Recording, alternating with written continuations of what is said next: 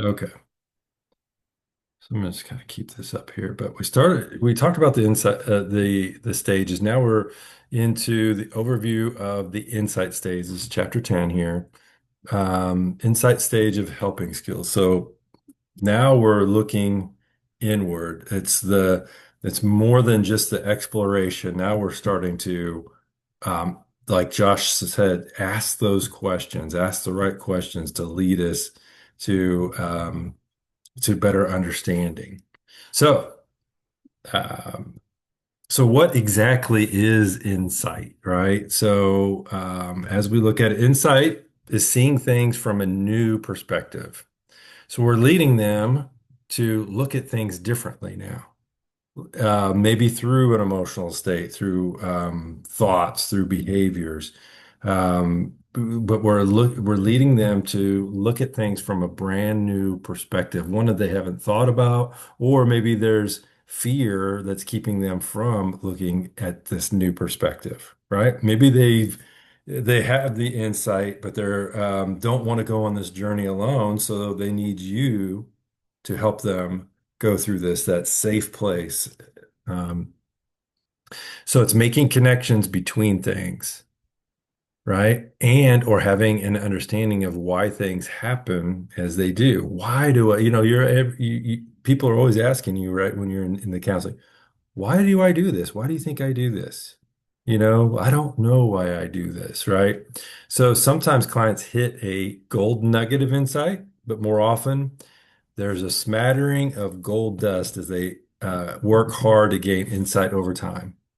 So when we're talking about hitting a gold nugget of insight, it's like a revelation, something huge that they've uncovered, and you'll hear therapists talk about that.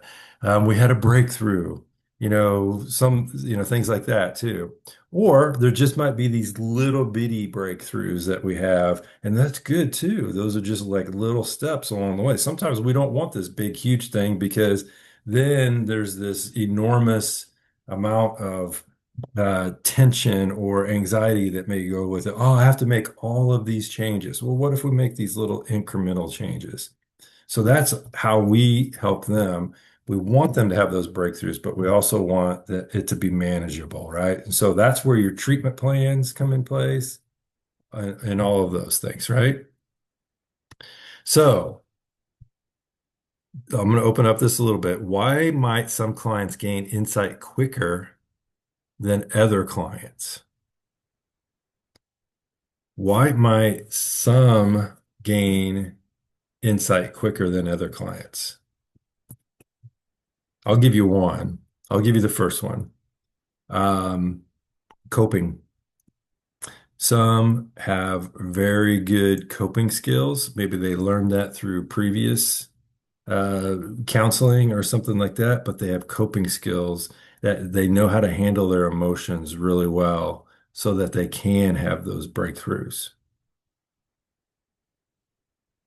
Why might some other clients gain insight quicker than some I other? think I think because some are willing to own whatever the issue or the problem is. And so they've already begun that self-reflection, and are willing to seek help or seek Joyce, help. that's good. So, Yes, yes, yeah, absolutely. Taking ownership and yeah. responsibility. Yes.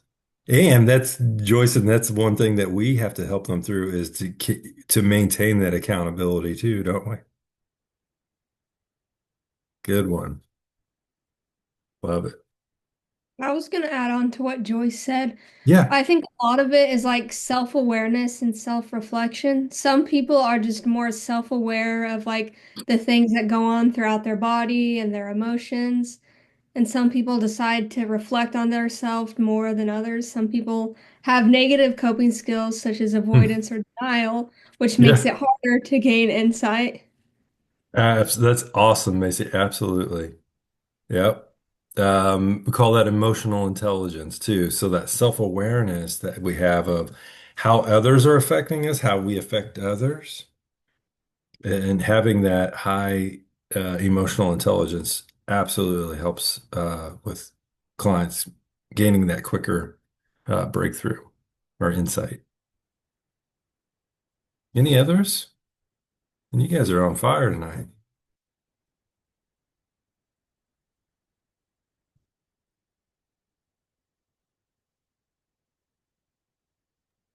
And I think the other relationships they have Yes, a good supporting system for them to feel safe enough to actually pursue this journey. absolutely. And that, that was the third one that I would think of. Absolutely. If they have that support system. And what I would add on to that, Josh, is attachment, right? So if you look at how somebody grew up, and if they have that secure attachment, they had parents that helped them through um, self-regulation, regulating their emotions during times of discussion or whatever, right?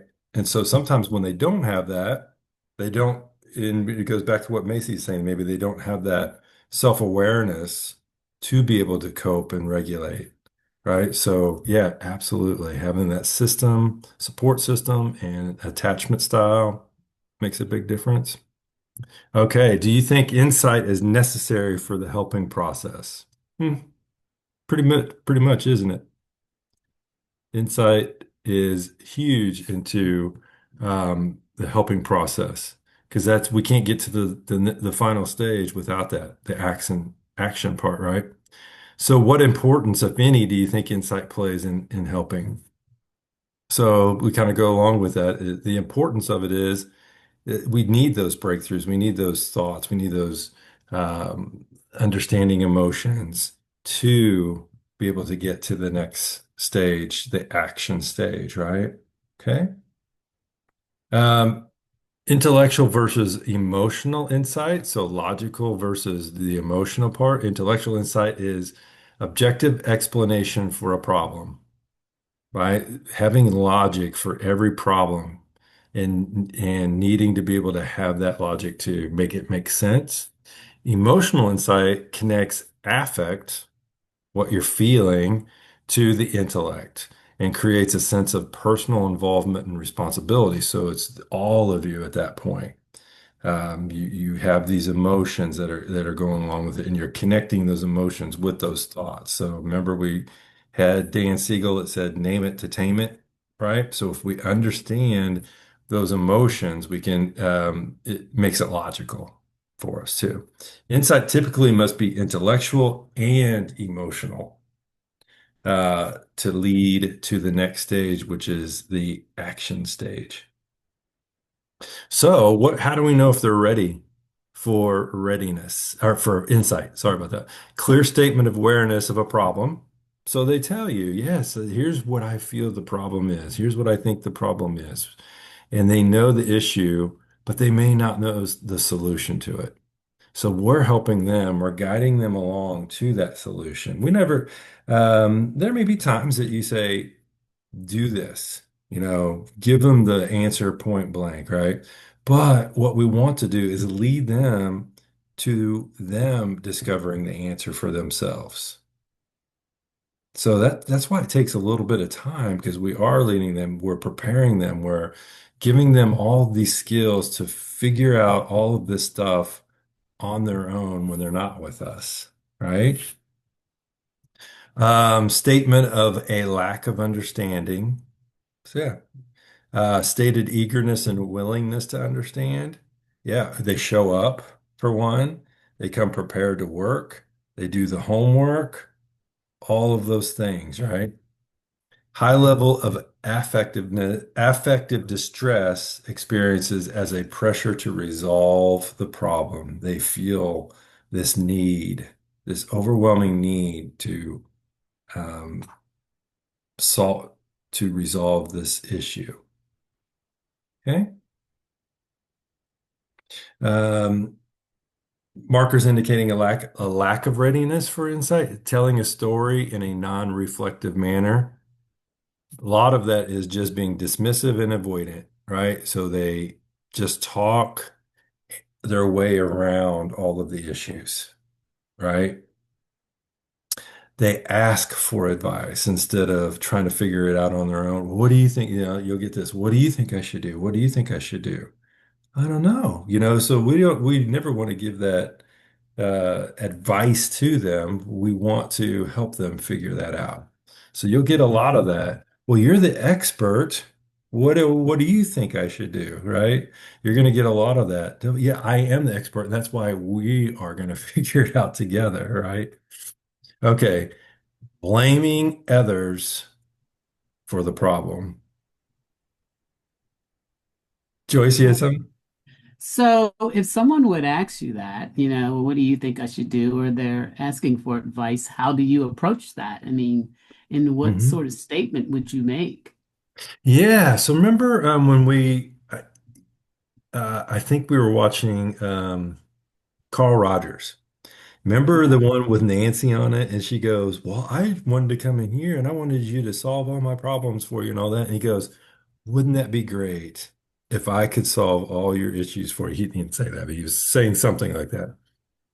But really, what he's saying is, I don't have the exact answer, or I don't know the exact answer that's going to be best for your situation. Maybe your family, maybe the support system or whatever. So if somebody said, well, what do you think I should do? Man, that is a great question. Let's let's work through this together. And so what I want to do is provide that. I don't have all the answers for you. You do have those answers for you yourself, Mhm. but I will walk beside you the whole way. I'm not leaving your side during this. And that's where that therapeutic alliance comes up. Does that help a little bit? Yes, yes, yes. Yeah. Very good. Yeah, that's a great question because you're going to get that a lot. Okay. They may say, the problem is my husband or my wife.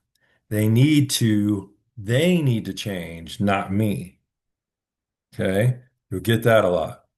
It's funny. You'll have couples come in and, um, you'll witness this and the husband will go, well, see, she's the issue. Why don't you two do counseling and I'll go home and you have her change and do all that stuff to fit my needs and then we're good. No, that's not the way it works, right? So really they're just shifting blame onto them, not taking what? Responsibility for their own actions on their own part in the relationship. They might say, they don't understand me. What would you suggest I tell them? The client is not taking responsibility for themselves. Okay. Okay. One thing that I do want to bring up, the psychodynamic theory, that's one where you're kind of leading them, but it's kind of where they're taking the reins and they're going through. But here's the thing: what you're finding are these huge defenses that they have, and you may have you ever spoken with anybody and you're talking to them and you say something to them and they get defensive, but you can see the wall go up. You can see that defensiveness just come over them. Maybe it's the way they act. They become oop, rigid or whatever like that. There's these defenses, and those are in us to protect us, right? So, you may have a sense that I have to protect myself. So these defenses come up. So those are unconscious methods for dealing with the anxiety that's presenting itself while we're talking.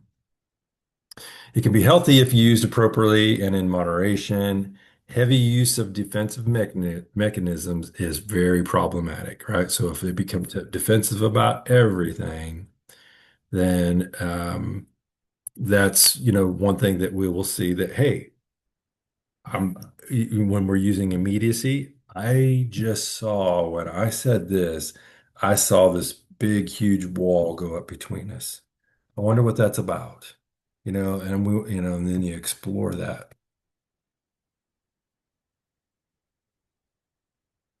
Okay. And there's a couple of other things, and I know we've talked about this, but Transference is where they're placing onto the therapist characteristics that belong to other people with whom one has unresolved issues. So they're placing it onto you. I've had individuals in the room, like I had one mother of two two girls, and she came in and she we went through this thing called EMDR, and she stopped and she leaves, and I didn't see her for 6 months. She called me back and she goes, "Hey, can I come in and have a session?" Absolutely. She comes in, and one of the first things she told me was, "I hated you. All this time I hated you." I'm like, "Whoa." Hey, hated what did I do? All that stuff too. Well, what had happened was I'm a male, obviously, and she had all males in counseling before me who were students. They graduated and moved on. And so I was the third male therapist that she had had. Her husband passed early in life in his 40s from a drug overdose. And then she had just had a recent breakup with a gentleman and all this stuff too. So what she equated with me was, um, and it was getting close for me to graduate too. So what she equated with me is all men leave, right? And that's what she felt. So that was the transfer. She was transferring all of that stuff onto me. Okay. Which I am so glad that we talk about that. I mean, it was that we talk about breakthroughs. That was a huge breakthrough for her. That she always felt abandoned and things like that. But it was men that did that to her, right? So we worked through that. Analysis and interpretation of transference can be a powerful therapeutic tool to facilitate understanding of the client's relationship with others. So we therapeutically went through all of that stuff, with her relationships with male figures in her life. Countertransference is your reaction, the helper's reaction to the client that originate in the unresolved issues of the helper. So you have something within you that the client may be doing that represents something that is unresolved in your life. Okay. If unrecognized countertransference behaviors can have a negative influence on the therapy. Okay. Awareness of countertransference can facilitate the therapeutic process. So this is, can you guys think of anything that may happen where countertransference may come up? And this could be an example of maybe you had a loved one pass, and maybe this person reminds you of that loved one. That could be one. Um, Maybe you had a breakup, something like that. So you understand where I'm going with all that. If this person reminds you of something that's unresolved in your life, you may not even know it at some point, or some form of trauma or something, right? And you may not even know it until this happens. So that's why it's so important to have a counselor of your own so that you can discuss that with somebody or collaborate with another counselor or whatever it is, but to have somebody that you can discuss that with. Okay. So setting expectations in the insight stage. So it's useful to educate clients about the shift into deeper understanding. Here is what we're looking for. So, we went through all of these questions. I'm kind of understanding what we're looking for. Now we're going to dig deep inside of you to get a deeper understanding of what the issue is, how this relates to your relationships, whatever it is. So it allows the clients to be aware of and agree to shift that helping process. So now they're taking responsibility, just like Joyce said, right? They're starting to take responsibility for some of these things or not. So we may still have to keep shifting between the first stage and the second stage, right? But we're looking for that process and that shift that they are making progress. Childhood experiences are formative, but experiences later in life can also have a huge impact.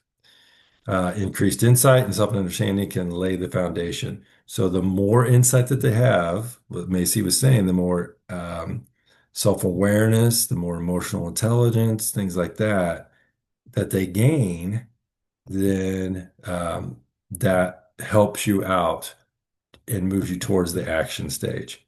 One thing, I don't remember if I told you this or not, but your IQ, your intelligence quotient, you're pretty much stuck within a 10-point range of your IQ, but your emotion, EQ, motion quotient, can grow exponentially during your life.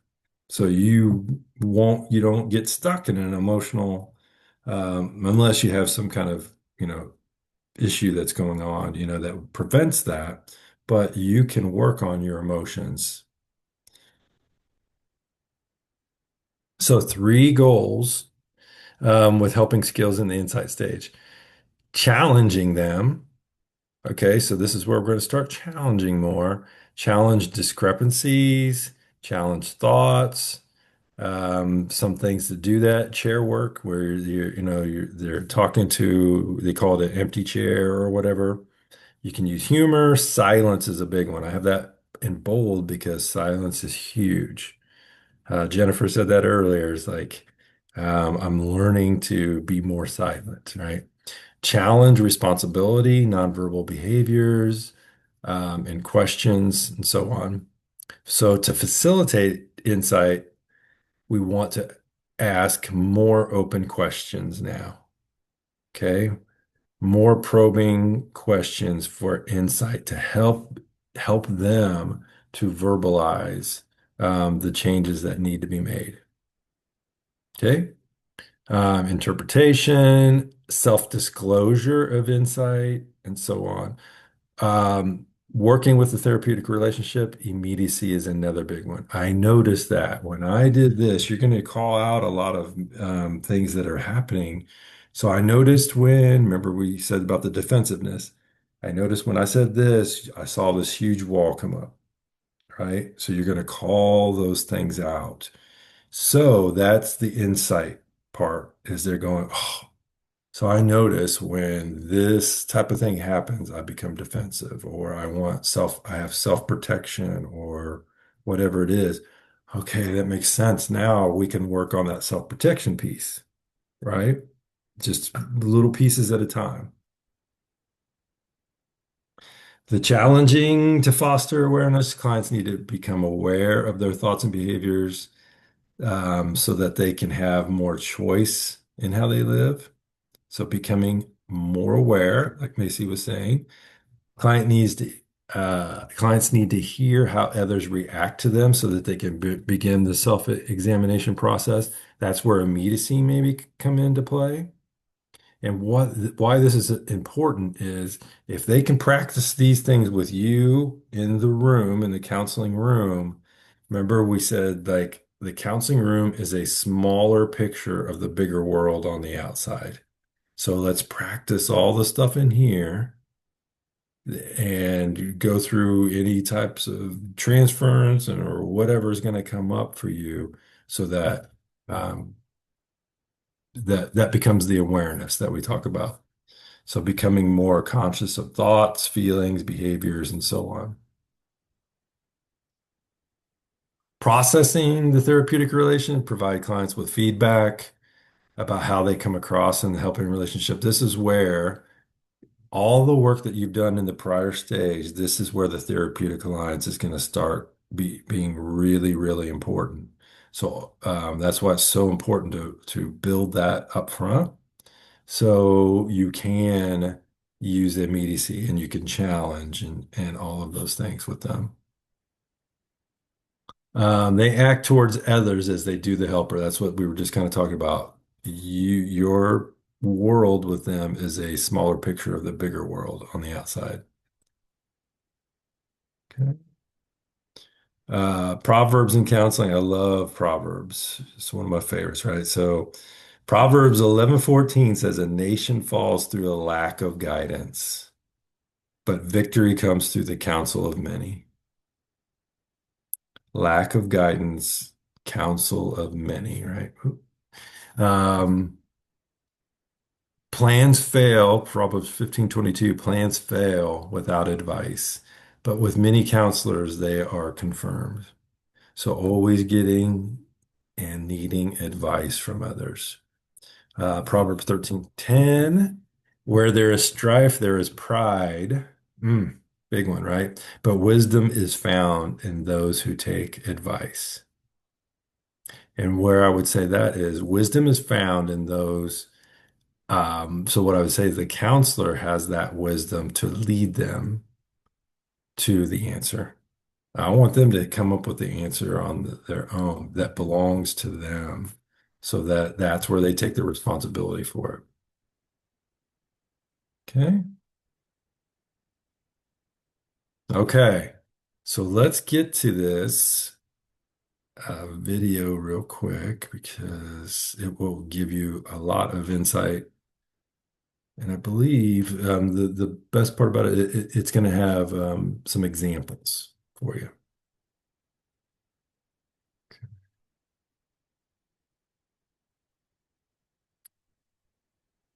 Stop sharing here real quick.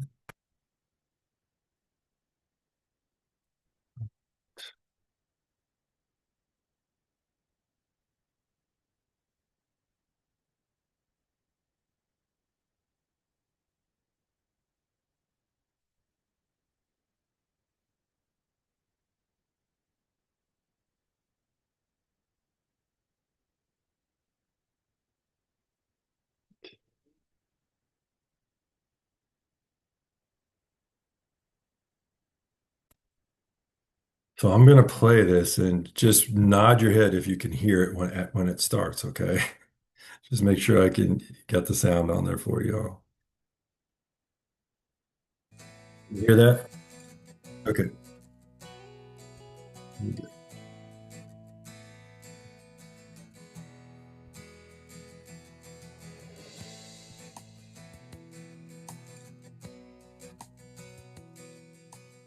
Welcome to our clinical interviewing DVD. In this video, we describe and demonstrate a wide range of different clinical interviewing responses.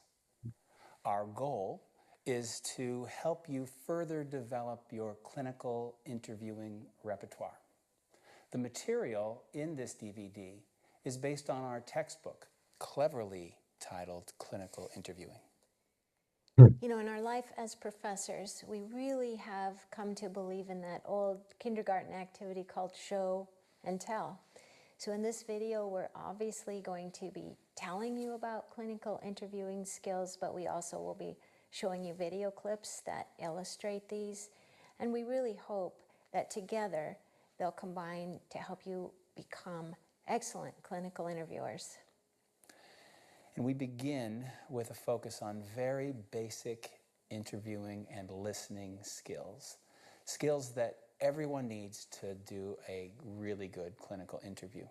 These skills include attending behavior, non-directive listening, directive listening and action responses, as well as the skilled use of questions. Later, we move to demonstrating more complex assessment interviews, including intake, mental status, and suicide assessment interviewing. You know, our overall goal in this DVD is to help you become aware of how to do the skills and when to do the skills. Awareness is an undergirding that's very important in conducting professional clinical interviews and in being a mental health professional. You know, just a few years ago, Rita, although I might be underestimating that, we had a clinical supervisor who used to always say, don't fly by the seat of your pants. You need to know what you're doing and why you're doing it. You need to know where you're going basically. And I think what he also is saying is that as clinical interviewers, we need to become more intentional. And so that's another goal that we have for this video, and that is we hope that it can move you in that direction so you become a little bit more intentional in your clinical interviewing activities.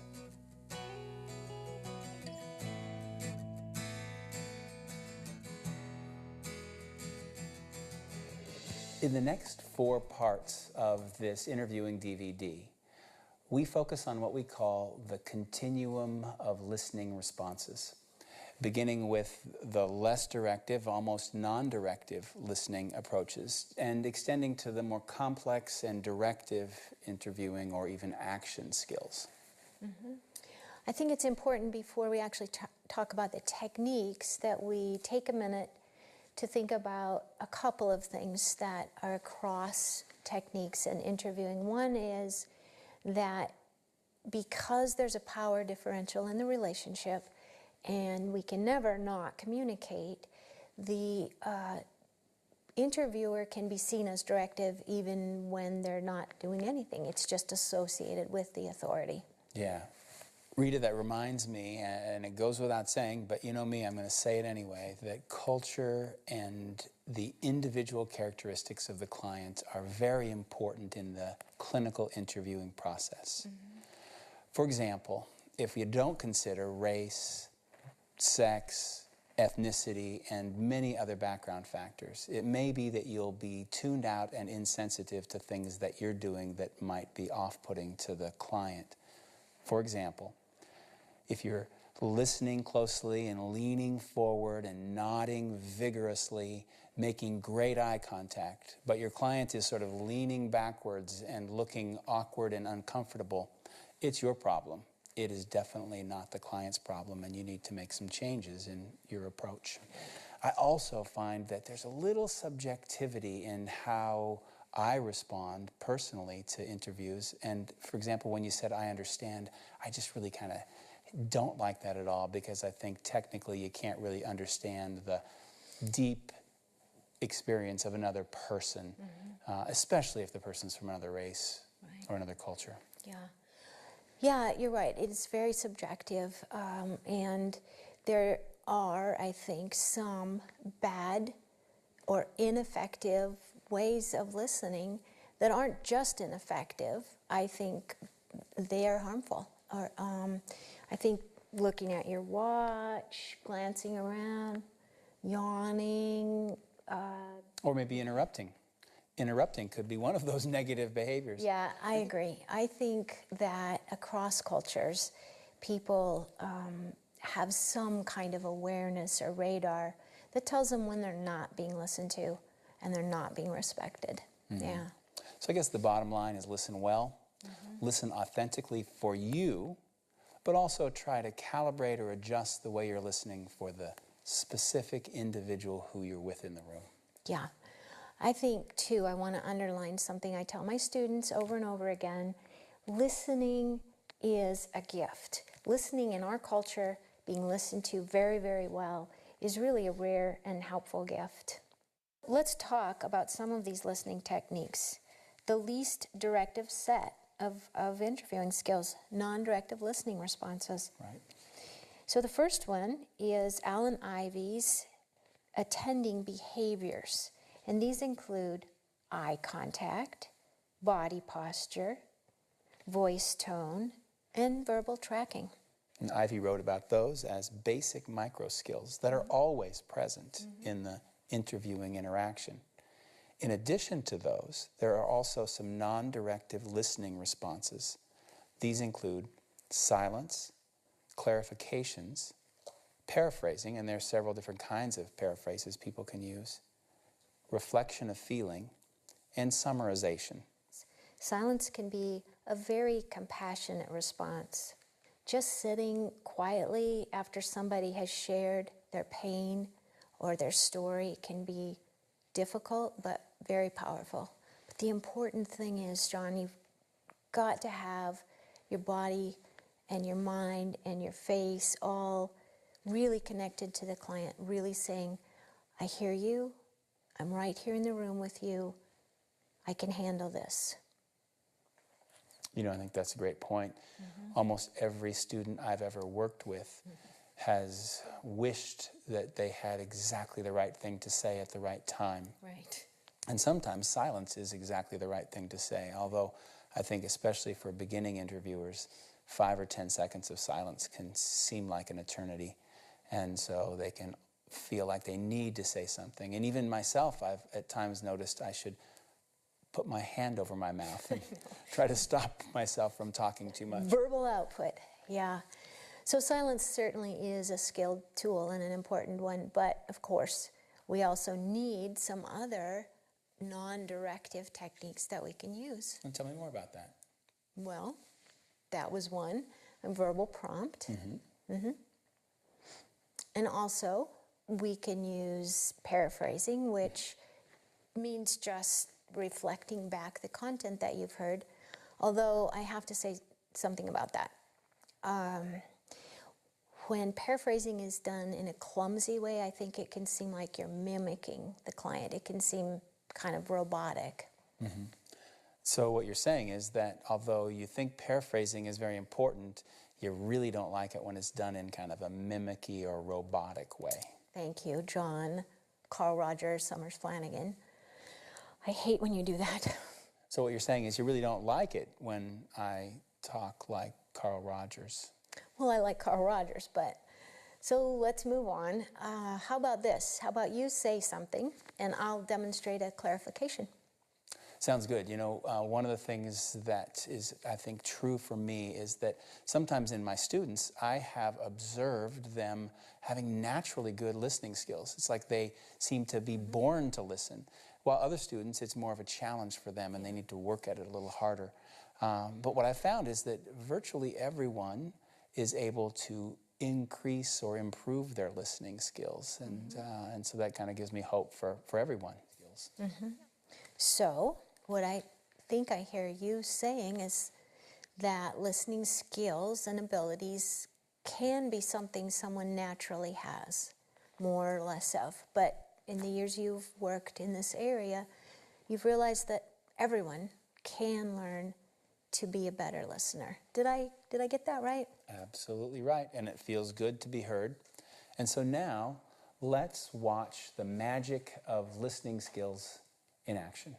Now, this video clip begins a couple of minutes into a session where the client, Jessie, is talking about a roommate problem. The therapist, Megan, has a very gentle and accepting style, which allows Jessie to explore her concerns in depth. Early on, you should especially watch for Megan's paraphrase about Jessie having no time for herself, because there's not even a hint of a robot in the room. I can't. So I don't know. I feel like she uses me as like a sounding board, and I get nothing in return. You said several times while talking that she doesn't listen to you, or doesn't even give you the opportunity to talk. It seems like she just talks, and then you're listening, and that's exhausting. Or you're kind of getting angry and irritated by it. Yeah, I do. It's just frustrating when somebody comes and they talk to you for like half an hour about all of their problems, and then it's like once they're done, they're like, okay, I don't care about how you are, what you're doing. So, bye. You know, like she'll go off and do whatever, or watch TV or something, and whenever I do try to talk to her, she's like either playing a video game on her phone, or she'll just start in with, oh, did that happen to you? That happened to me too. And it's just like, oh my gosh. So And she'll go on to what and then happened she'll to just her. go off about her own story, and I'm really just I care about our friendship because it's been like a 5 or 6 or something year-long friendship, and so I would like to continue that. And so I think we could still be friends if we didn't live together, but the whole not living together part has to be crucial. Yeah. It seems like you've talked a lot about the different things that you're dealing with within this relationship with her, in terms of not being heard and not not enjoying being around her anymore, and not wanting to go home. That's the worst part. And feeling frustrated by it, but also just, it almost seems like you're not sure what to do about it. Yeah. I guess I'm just not sure how to bring up not living together anymore. Part of me, I'll be gone for the summer, so part of me thinks that that would be a way, because like she has to find a new place or continue to pay rent where we are, and I don't want to have to do that. And so part of me wants to be like, well, I'm just not going to be here, so we can't live together because of that. Because you need it to, you know, get into a place and start paying before I'll even be here. And so I kind of want to just approach it that way, but that's definitely not confronting the whole reason, the real reason of why I don't want to live with her. So, What's hard about that, about confronting her? Because I don't like confrontations, and I don't like making people feel upset. And I'm pretty sure that she would cry and get defensive and angry, and we couldn't continue a friendship.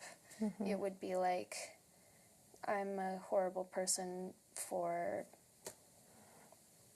this, and she wouldn't want to be my friend. I would just imagine her getting defensive and like blame me or something. So when you think about confronting her, you think about you think that it would end the relationship. Am I getting that right? Or that it would kind of lead to that? Yeah, that's what I'm afraid of. Because honestly, I want to say, I can't stand your dogs, and I can't stand your attitude, and I'm so exhausted with you, and I can't continue to live with her. That's how I feel. That was really nice. You know, before we showed that video, we didn't really talk about summarizing or summarization.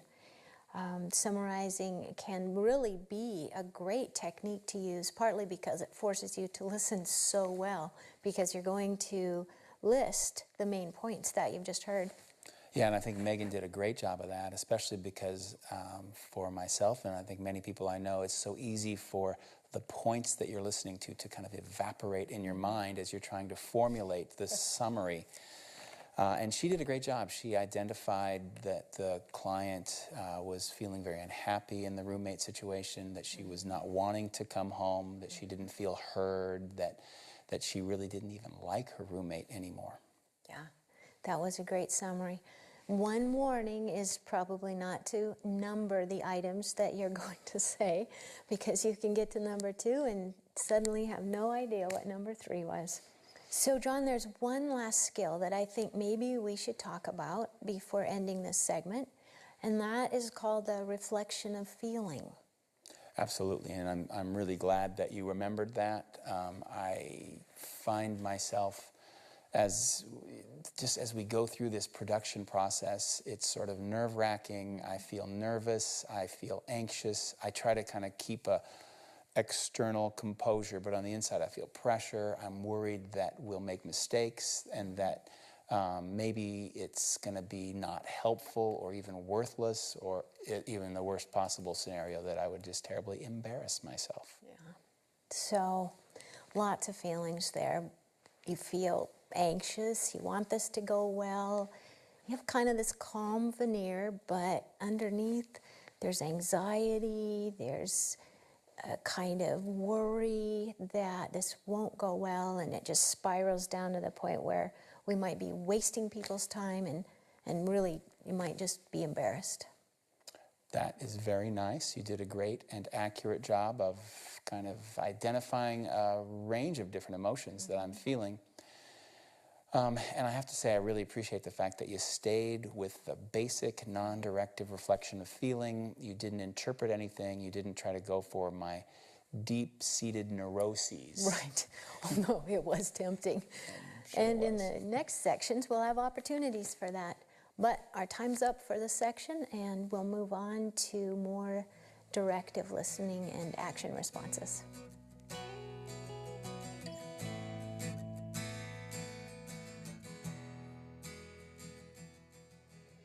Previously,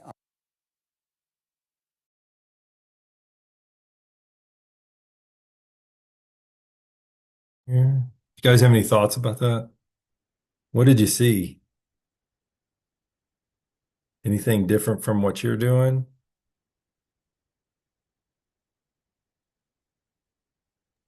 It was helpful just to hear them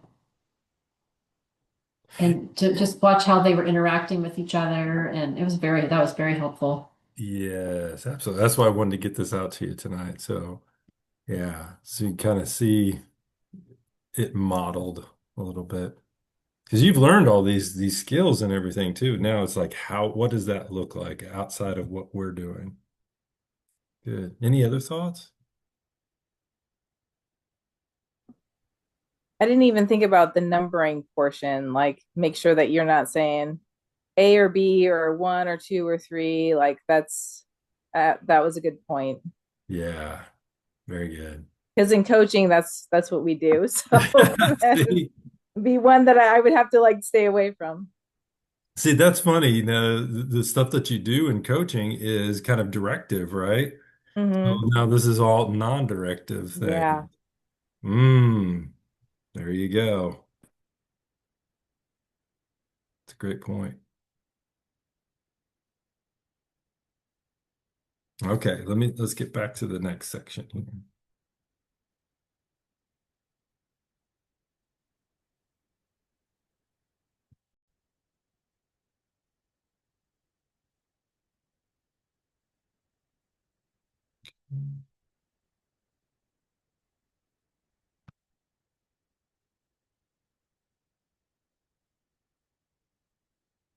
in this video, we focused on listening skills and techniques that help the interviewer stay less directive. In our therapist on the preceding video clip, Megan Hopkins, she is a member of the Sioux Assiniboine tribe, and that particular tribe has strong values and deep beliefs about the importance of listening to one another respectfully.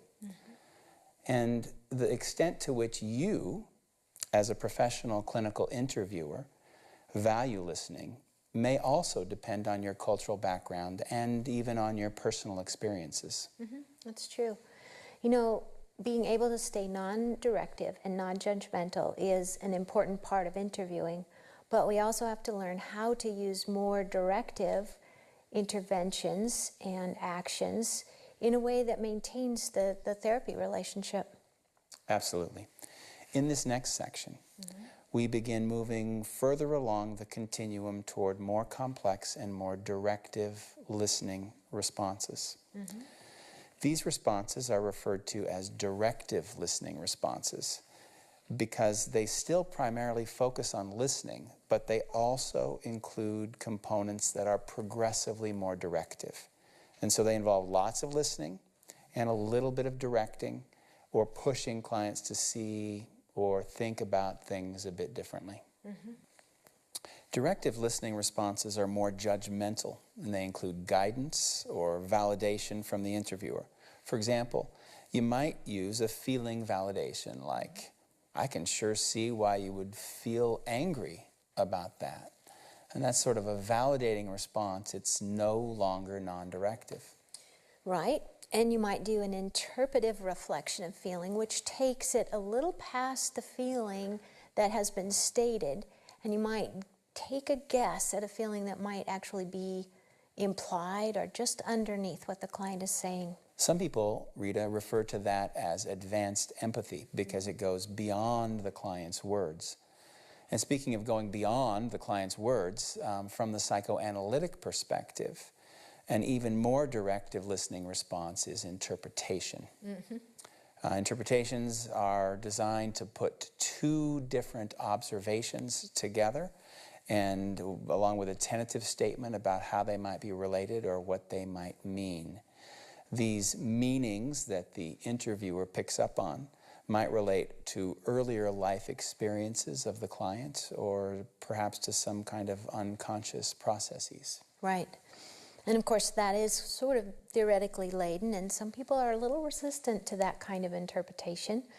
But another way of thinking about it is when you take information the client has given you and you link that to a different reality or a different way of seeing reality, and we call that a reframe. It's also quite directive. Yeah, and you might even do a gentle confrontation. At least I prefer gentle confrontations, because confrontations simply involve pointing out inconsistencies or discrepancies between what clients are saying they want and what they're actually doing. In this next set, we're going to see John working with Trudy, who's struggling in her marriage with her husband named Jamie. And it's also important to notice that they have a son named Ross who has a disability, and Ross is still living with them. It may be subtle, but notice the difference in tone and style when the interviewer is being slightly more directive than the previous segment with Megan. This, and I keep telling him to, you know, he doesn't have to do it all today. But then he I think he thinks that I'm, you know, that I'm trying to sabotage his good health. Mm-hmm. I don't know. It's just like everything that I do that I think is going to be a good thing, a positive thing, doesn't turn out that way. Yeah, you mentioned before you feel a little bit scared at the idea of really being out there kind of on your own, but also I hear maybe some sadness and some frustration in the relationship now, and that you're not even sure where to start. Yeah. You know, I don't. I sit and think about how our relationship has been in the past. Mm-hmm. And I realize that it wasn't just since Jamie's first heart attack mm-hmm. that things have been different. You know, I just remember a time when this friend of mine that I was telling you about that is concerned about me, mm-hmm. she called me for lunch one day. And so we made arrangements to go to lunch. And you know what? I took Ross with me. Mm. And I remember her looking at me like, you know, I Yeah. invited you to lunch. And Ross Yeah. was 17 years old. Yeah. You know, and so consequently, we never talked about girl things that we might have talked about or, mm-hmm.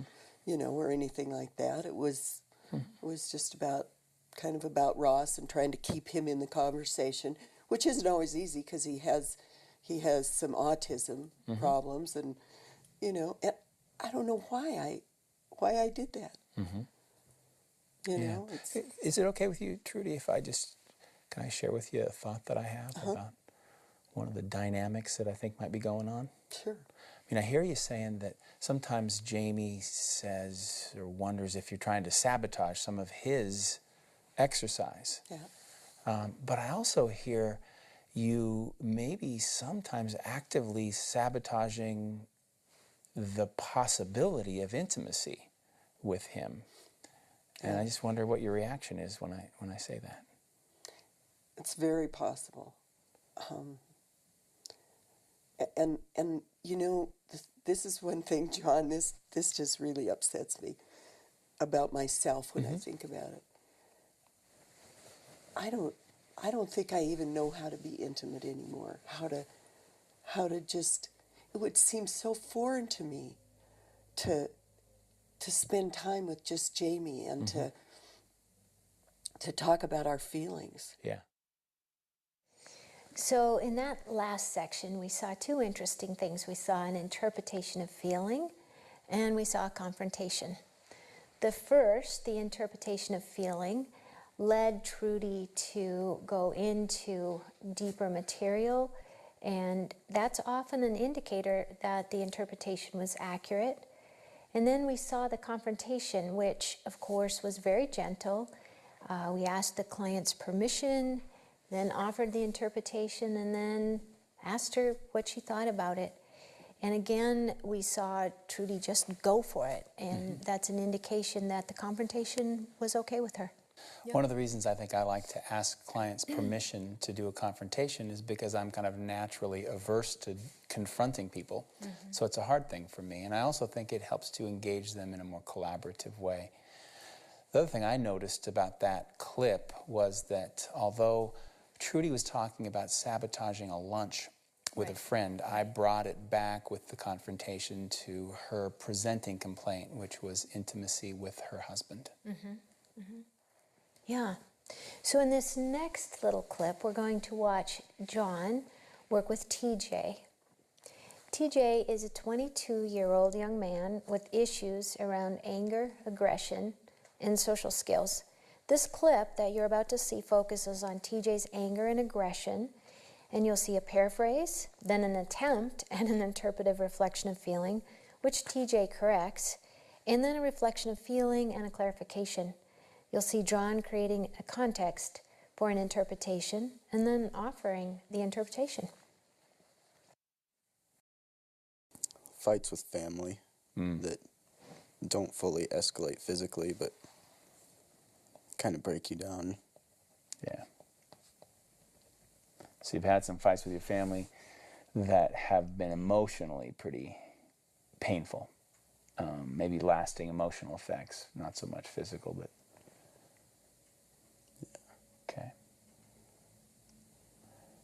And when I hear you say that, it sounds like one of the costs of that is you feel some regret. Is that, if I got that right, or is it something else? Not completely.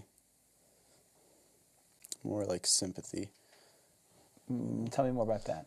Well, I think emotions are a weakness. And if I have emotions that make me vulnerable, when people feel sympathetic of it, it doesn't help me at all.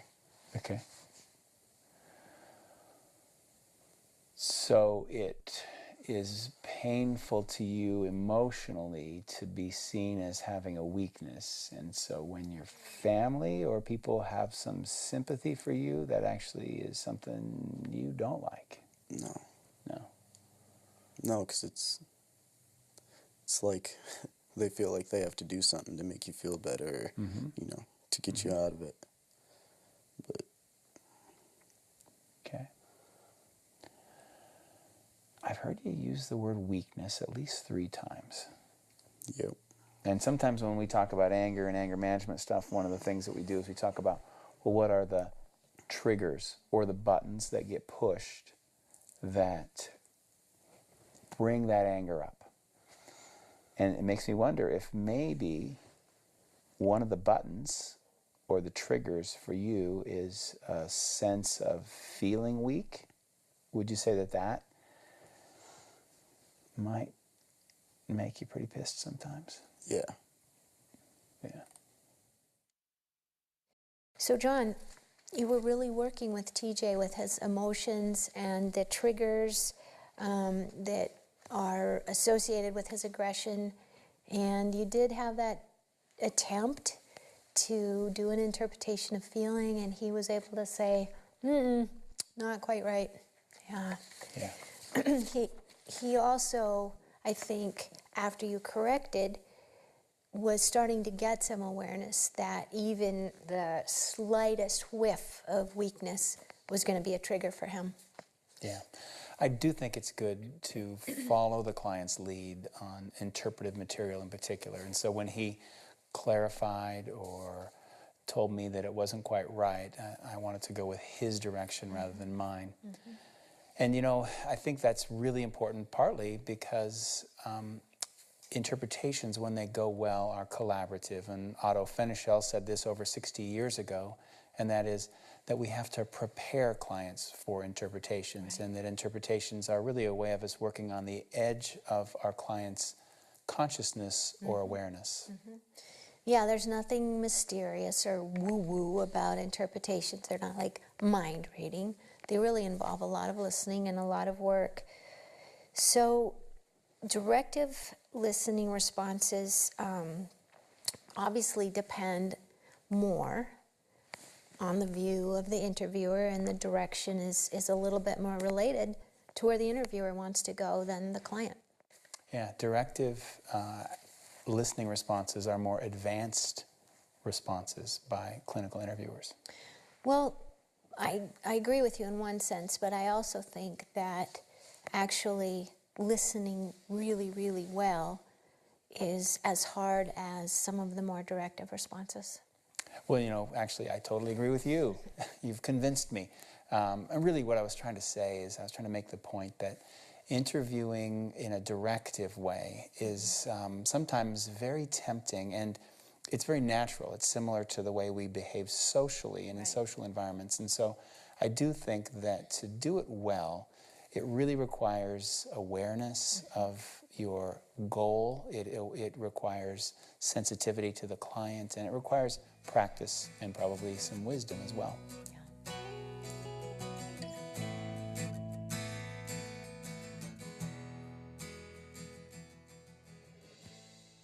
So in this section, we're going to be talking about directives and action responses, which actually move us a little further along the continuum of directive listening skills. Directives are really sort of like prescriptions in that they push or move clients a little bit toward acting, feeling, or thinking in certain particular ways.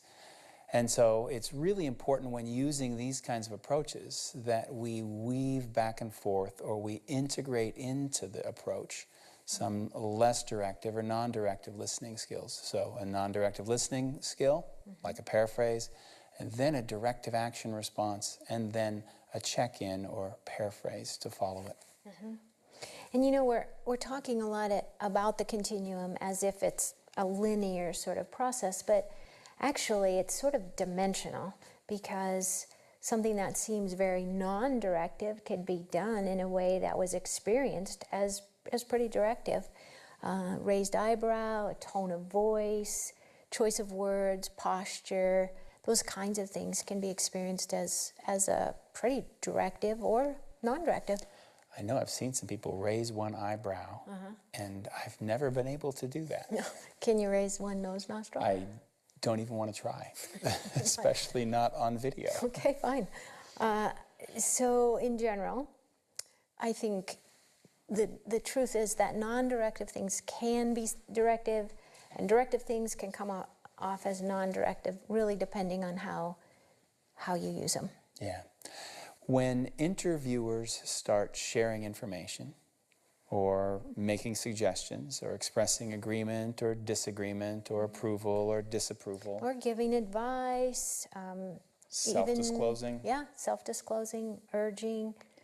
When those kinds of things are happening, it's obvious that the interviewer is moving toward action. And we're trying to change in those situations the client's way of thinking or way of being or behaving. We are in the realm of the directive. Which may be one reason why directives are most effective with clients who are in Prochaska and DiClemente's action stage in the trans-theoretical model. These are people who are ready to engage and work hard toward change. Right. Well, being directive is not a bad thing. It's just that it comes very natural to some bossy firstborn people, and they might need, like you've been talking about, to tone it down, to be aware of when to use it. And on the other hand, there are people who are very passive, and the idea of offering something directive can be sort of terrifying. So in this next clip, we see John using agreement, suggestion, and he provides psychoeducational material effectively and appropriately. Watch how he engages his client Lisa with the information and the ideas he offers. Well, I don't want to take drugs. I've tried a couple of glasses of wine at night. Doesn't seem to help. That doesn't help either. No. I've tried a good book, and that's fine until I turn off the light, and then my mind starts racing again. I just feel overwhelmed and behind, and I've been all my life. There have been times like that. Yeah. But I've been able to see the big picture and know that it's just a bump in the road. Now I'm swallowed up. Yeah. That does sound really intense. Now, let's focus on the sleep just for a little while. You know, there are 3 kinds of insomnia, mainly. One is difficulty falling asleep, and that's when you lay there, oftentimes with racing thoughts, but you can't get to sleep, often for hours. The second type is early morning awakening, and that's when you go to sleep, and you sleep most of the night, but maybe 2 or 3 in the morning, depending on when you went to bed, but way earlier than you want to wake up. You wake up and then you can't get back to sleep. And so that's early morning awakening. The first one is difficulty falling asleep. And the third one is a thing called choppy sleep or intermittent insomnia. And that's when maybe you have some difficulty falling asleep. You go to sleep, you wake up, you go to sleep, you wake up, and you kind of wake up intermittently through the night. Which do you think is the best description of the troubles you're having? The first one. Okay. Are you interested if I might suggest to you a few ideas about how to approach the sleep issue? Sure. I know that there are other things that we could and will talk about, but it seems like if we focus on the sleep for a little while, that might be useful. Is that okay? Yes. Okay. I think it's all magnified by the fact that I have such a sleep deficit. Yeah. And if I can sleep better, I'll handle things better. Yeah, I think that might be true for everybody. The lack of a good night's sleep can make all of us a little less able to cope with things. And anything else you've tried to maybe push the thoughts aside or to speed the onset of sleep for you? No. Okay. Have you ever heard of mindfulness meditation, or have you ever tried meditating at all? No, I never have. No? Okay. I'm just going to describe one approach to that, and actually I'll probably describe several approaches. And what I'm going to do is I just want you to think about them and try them on as I'm talking, okay? Okay. And so there's a guy who did some research long ago, and he identified 4 things that people need to experience a relaxed state of mind. They need a comfortable position. I'm guessing in your bed it's comfortable. They need a quiet place. Is it more or less quiet? More or less. Okay. Then they need a mental device, and what that means is a thought. It could be an image to focus on. It could be a word. You've tried counting sheep. That's an example of a mental device, and we'll talk more about that in a moment. And then the fourth thing you need is a passive attitude. And a passive attitude, do you know what I mean by that? Well, go back to the one before. Mental device. Yes. At some point, I hope you'll explain that one to me. Yeah. And no, I'm not sure exactly what you mean by a passive attitude. Okay. Well, let me try to explain both. Mental device, the sort of Zen people who are into meditation would say that your mind is like a barking dog. Bark, bark, bark, bark, bark. And that it barks when you stop reading and you lay down, and they sometimes say yapping, but a barking or a yapping dog. And that in order to get that mind to stop barking at you, you need to give it a bone. You need to give it something to chew on. And that is what we refer to as a mental device. Mental device being sometimes a mantra. People who do sort of Buddhist stuff might say the word Om over and over. People who are religious, I know a guy who is religious and he likes to say something that feels sort of spiritually right to him, and his mantra is to say, I am here, here I am. So with his in-breath, he says, I am here. With his out-breath, he says, here I am. And that's sort of got some spiritual meaning for him, and so that he finds that very soothing and he can stick with it. So Lisa is obviously happy to get some information and help with her insomnia. She's eager to try those ideas. Yeah, I have to say it's exciting, maybe a little ego boosting to have a client who's really ready for action. And so I can provide her with a little scientifically based psychoeducation. She responds in a very positive way and is ready to get to work. Yeah. It's so nice, in fact, that it can be a little bit seductive, and the interviewer who's providing all that information and guidance can get a little too full of himself, and things can take a nasty turn. Some people have moved into your son and your son's family have moved into your home? Yes. Yeah. And I do love them, and I love my grandbaby. Yeah. But I've had many years of living alone, thinking I paid my dues, I raised my children, I love having them come back for visits. But this is, there's always somebody underfoot, and except for midnight and on, it's hard to find a quiet in the house. Yeah, yeah. What great family time, though. I mean, it's hardly, I mean, it's one of those things, you know, in life, if you get lemons, that sometimes you make lemonade, and it sounds to me like you're probably getting lots of great time with your family that you maybe wouldn't have gotten before. Well, I thought that 6 months ago when they had to move in because of the unemployment situation. And they asked, and I said they could. I have room. I'd do anything to help them. But it's been 6 months, and I don't even like lemonade anymore.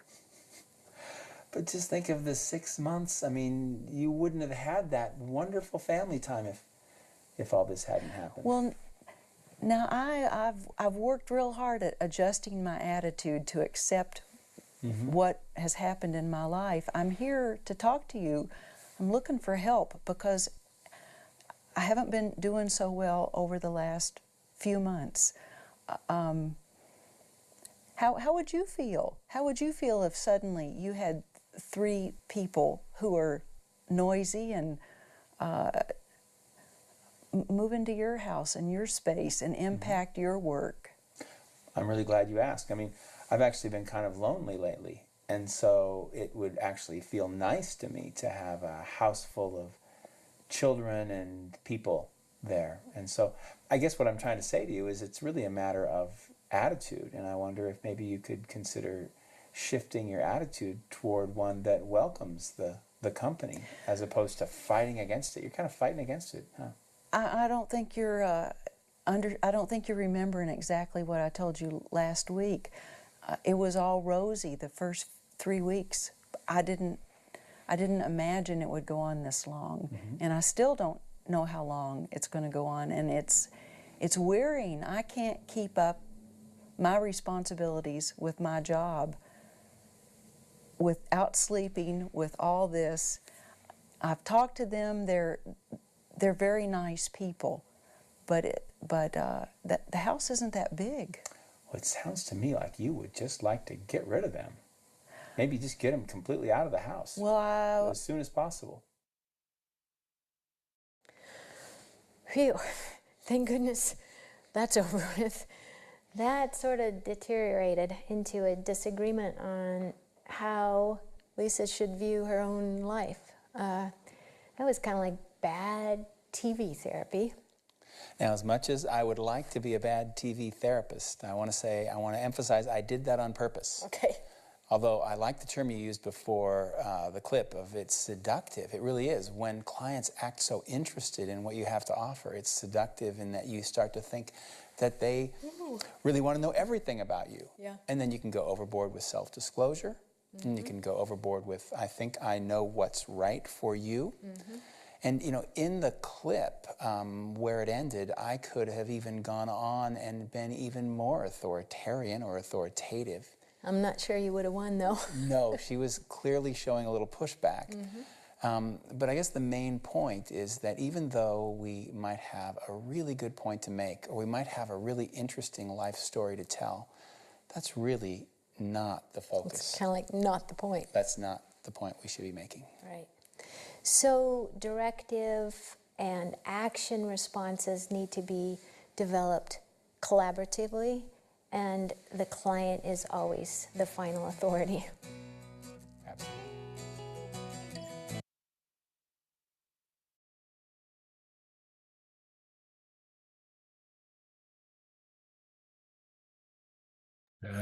All right. What'd you think of that? Doesn't it make you feel a little bit better seeing what they did at the end? Bad therapy, kind of what not to do, and it happens. So tell me some things that you got out of this one. Seth? Yeah, I found it interesting in that one with TJ, I think was his name, Yeah. wherein he tries to reframe or tries to make that attempt, but yet he worded it in such a way where he was wrong, but it still in the same way opened up conversation and Yes. got it to the right point. I thought that was really neat how like just the way you word it, just the tone of voice, you might be completely wrong and it still open up and do exactly what you wanted it to. But you could also be completely right, but with the wrong tone of voice and have everything fall apart. So I thought that was really neat to see kind of just how it can work both ways. And like you might not have the exact right question, you might not have the exact right idea, but it's still producing the right outcome and right idea to bring about the insight. That is such a great observation. Yeah, absolutely. Yeah, I love that. Yeah, it's really what just about producing the dialogue, right?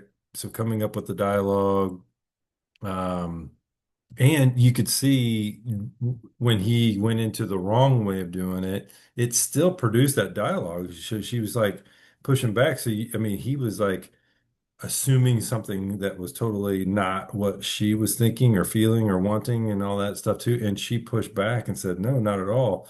And it's okay to ask those questions, saying, because you can repeat something back and then you want to say, did I get that right? Right. And they could say, no, you didn't. Oh, no, you're way off. Or yes, yes, you got that right. But you're going to be watching their, their body movements and stuff like that too, as you're maybe paraphrasing, summarizing things like that, and their head nodding or whatever they're doing. Yeah. What other observations? Good one, Seth. I appreciate that.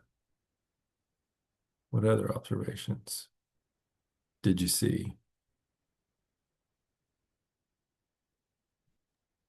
I like the section on the collaborative, like suggestions and just kind of figuring out like, like I remember one of the things that I learned a few years ago, and I've not perfected it. I don't know if anybody really ever does, is like the whole idea of like figuring out what somebody is looking for in the moment as Mm, opposed to like just assuming. Um, yeah. like I never want to be that person who like somebody tells me something and I immediately just jump to try to give advice or something like that. So in that same vein of like, okay, how do you want to approach this together?